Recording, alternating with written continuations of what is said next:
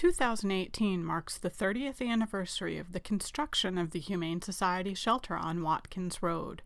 How we came to be in this location is a great story about how our community once came together to help homeless dogs and cats, and has since touched the lives of countless animals. The first local Humane Society in Battle Creek was organized in September 1887 at a meeting in the City Council room at City Hall.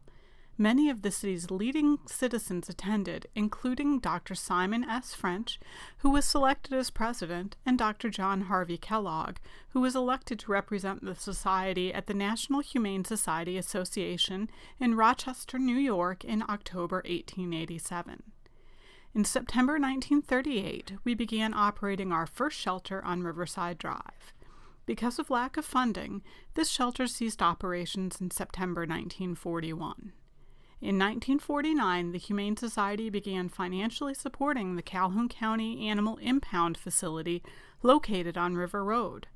In 1951, the county turned over operations of that facility to the Humane Society.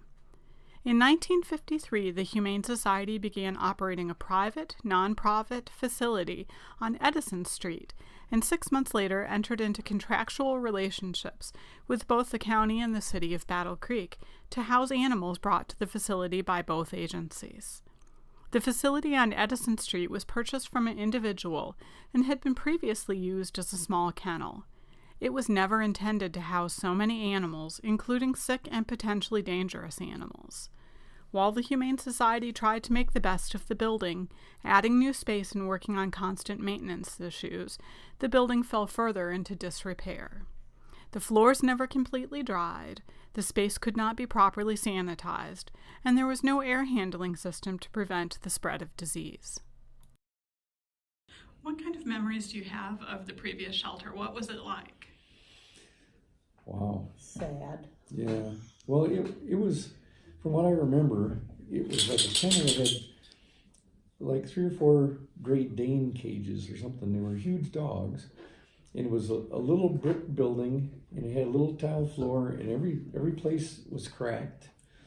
And there wasn't really a place to clean to, and the drains were all plugged, and it was just a constant fight, day to day, for volunteers to keep it clean and treat the animals well. And they had like little cat cages, little funny heaters stuck all over the place, and they tried to keep it warm in the winter. in the summer it was hot. Oh, it was terrible. So they had fans all over the place. Yeah, it was a miserable place to be if you're a cat well, without a home, or a person trying to take humans. care of them. Right. Yeah, it was really rough. Something had to be done.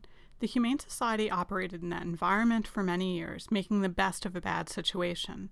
But then something magical in our community happened. In November 1986, the campaign to build a new shelter for the Humane Society began. The W.K. Kellogg Foundation offered a challenge grant to the community. Raise $325,000, and the foundation would provide the remaining $225,000 of the total projected cost of $550,000. In today's dollars, $1.2 million.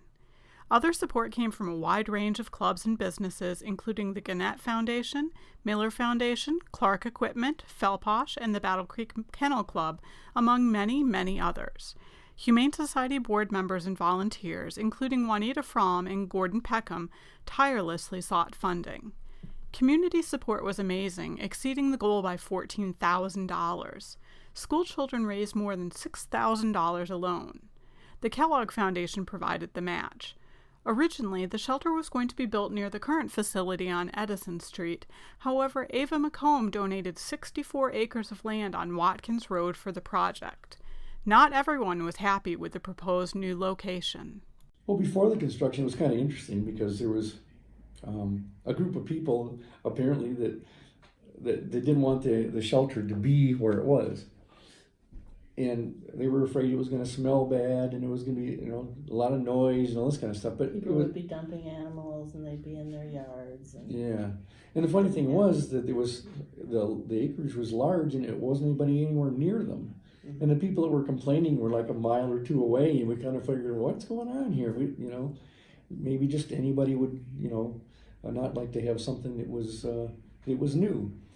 And so basically, the board went out and rallied folks that were members and supported animals and so forth. And so we filled the commission chambers the night that it had to be reviewed and on the zoning ordinance. And I think that the positive folks outnumbered the negative folks, 30-1 or something, because there really weren't many people that were complaining, but they were boisterous, and we couldn't figure it out because they're going to be inside instead of all outside now, and everything was state of the art, and disease wasn't a concern, and so we refuted all of the ideas that they had to say against it, and the city commission voted for it to be in, and zoning, everybody passed everything, and everybody was patting each other on the back for bringing this nice thing to the community.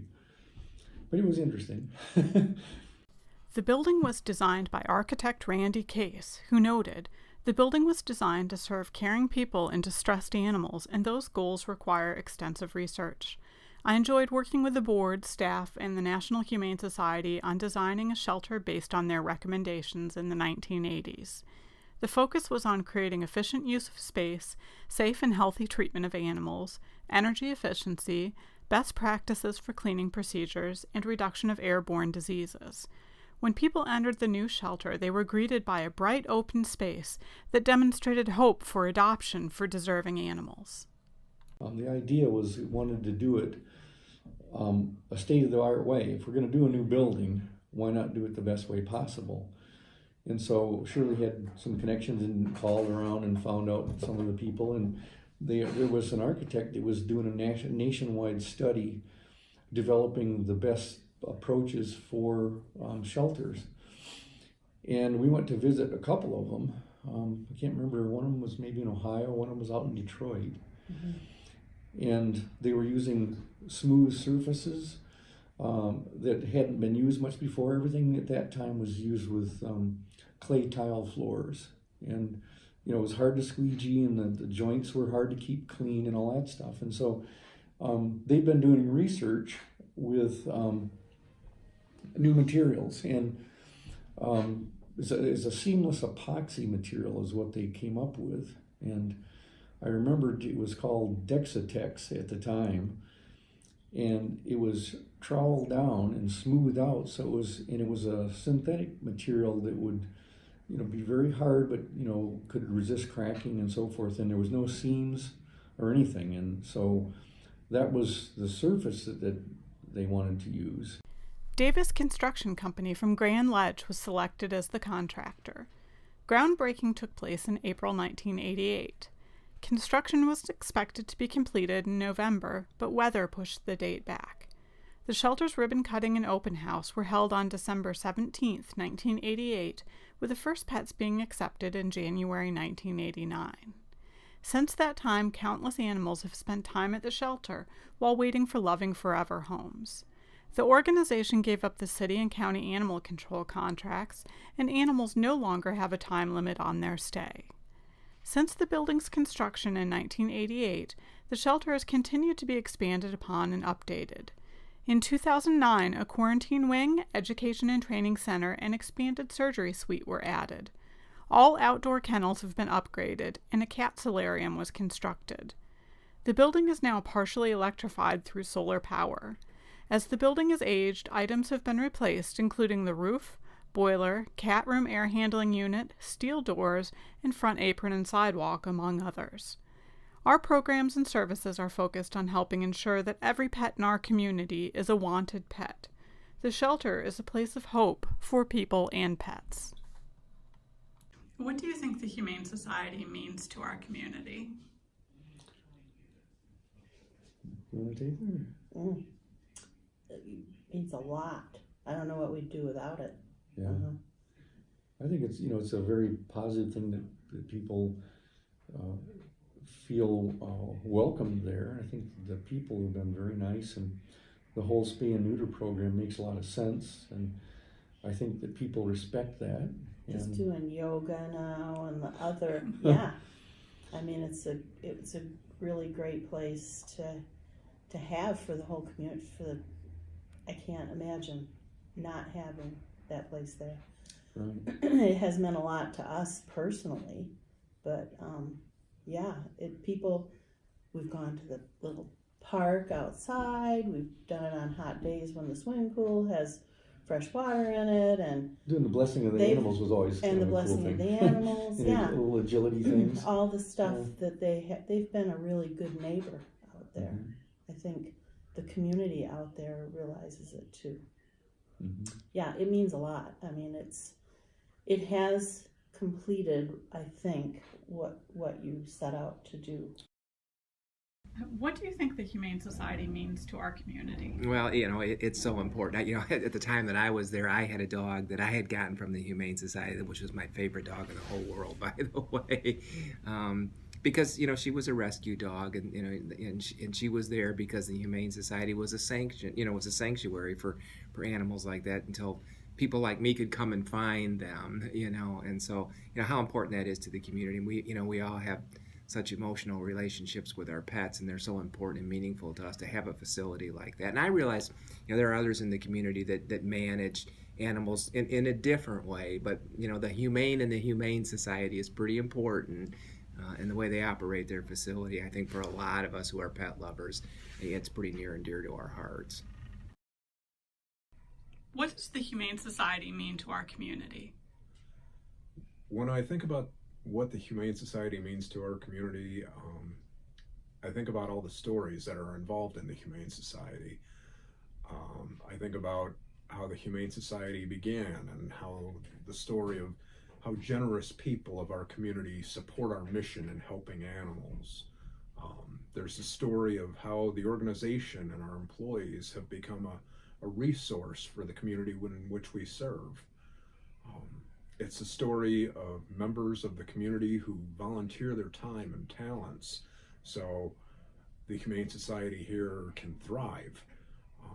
And it's also the story of dogs and cats being welcomed into forever homes and giving unconditional love and becoming a member of a family.